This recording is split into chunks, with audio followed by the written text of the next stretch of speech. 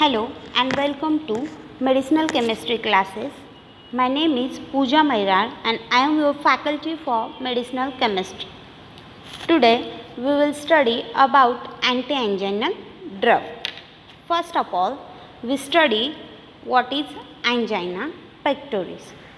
Angina pectoris is the chest pain occurred due to inadequate supply of oxygen to heart muscles, and it is characterized by feeling of pressure and suffocation just behind the breast bone. The common causes of angina pectoris is blockage on somewhere in coronary artery, the artery that supply blood to heart. It also occurs due to inflammation, infection and injury to the artery. It's called as angina pectoris. Okay? And the drug used to treatment of angina pectoris is called as anti-anginal drug. Okay? So what is anti-anginal drug? The drug which is used in the treatment of angina pectoris. Okay?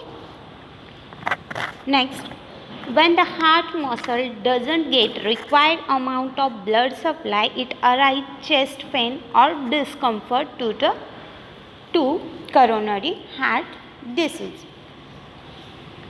The risk factor of coronary heart disease or the angina pectoris is when the person suffering from diabetes, high blood pressure or high cholesterol or any history of heart disease. The other risk factor of other risk factor of angina pectoris is smoking, obesity, age and stress. Okay. Next, the treatment of angina pectoris or angina. The initial aim in the treatment of angina is to eliminate the symptom by medication and modification in lifestyle, which include blood pressure control or the management of lipid, diabetes and pharmacotherapy. It is the treatment of angina pectoris. Okay. The diagnosis of angina pectoris is done by some test.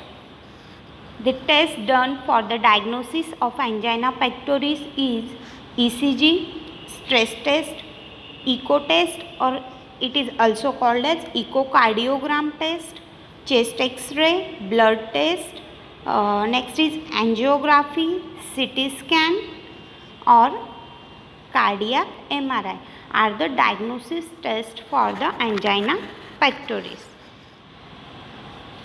Next is a symptom of angina or angina pectoris is the uncomfortable pressure, chest pain, discomfort in neck, jaw and shoulder and pain in back or arm. It is the symptoms of angina. Next is a classification of angina or a clinical classification of angina.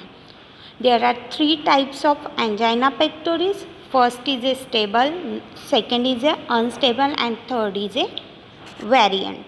First is a stable angina pectoris. This condition arises from the artery narrowness due to atherosclerosis. Okay. So what happen in stable angina pectoris? It is occur due to artery narrowing by regular episode of pain or by physical exercise activity such as smoking, eating large meal or extreme temperature.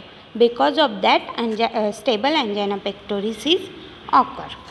Next type is unstable. It is more severe, from which lasts for longer and usually occur at rest. This episode of pain exaggerated further in the term of severity, frequency, duration as well as the precipitating factors. Okay.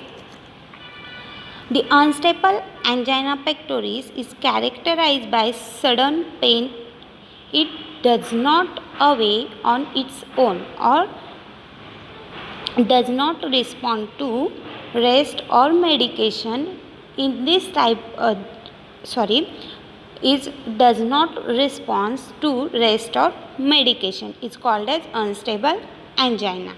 Okay, in unstable angina, the blood clot on blood vessel and cause heart attack. So it is severe form of angina pectoris. Next type is variant angina. It is occur at rest and tend to be severe. This is caused by transient spasm in a coronary artery and is treated by anti-anginal drug. Okay. So in variant angina caused by spasm in coronary artery, causing it is temporarily narrowed. Okay. In variant angina, what happen? The narrowing of artery is occur in variant angina. Okay. Next is a anti-anginal drug. So,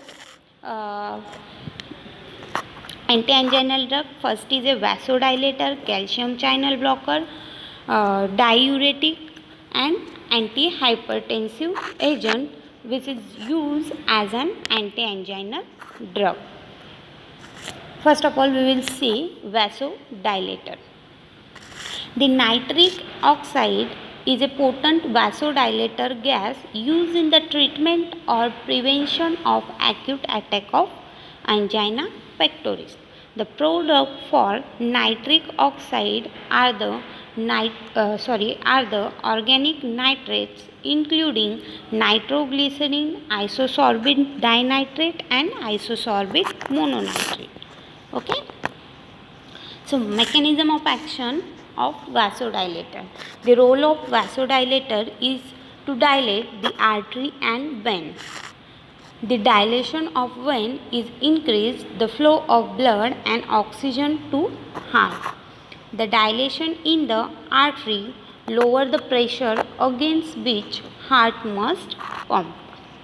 So vasodilator decrease the workload on heart and also decrease the requirement of blood and oxygen. The first drug which is used as an vasodilator is amyl nitrate. It is also the IUPAC name of amyl nitrate is 3-methyl-butyl nitrate.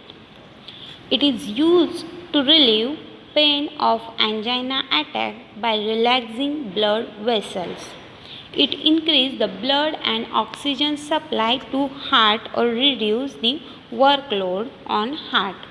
The action of nitrate drug is very rapid within a 30 seconds and it is taken by inhalation. The side effect is headache, dizziness, flushing of face, involuntary passing of urine, restlessness, hypotension, cold sweat, weakness, vomiting and nausea. The contraindication of amyl nitrate is consumption of alcohol before amyl nitrate may cause severe hypotension and cardiovascular collapse. Next drug is nitroglycerin. It is volatile vasodilator and give as infusion or under tongue after every 5 minutes. Okay. The side effect is headache, dizziness, nausea, flushing, blurring under the tongue. This is the dosage for nitroglycerin. Next drug is isosorbate dinitrate. This drug used to heart failure esophageal spasm and to prevent chest pain. To prevent angina attack, and regular and extended release tablet are used to prevent the heart attack to prevent the angina attack. The dinitrate is used. The side effect is headache, blurred vision, blood pressure. It is a side effect of isosorbide dinitrate. The doses, and it is give by sublingually or sublingual route. Contraindication, it should be avoided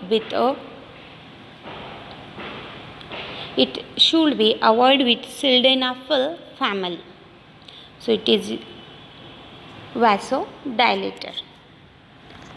I hope you should be understand this. Thank you.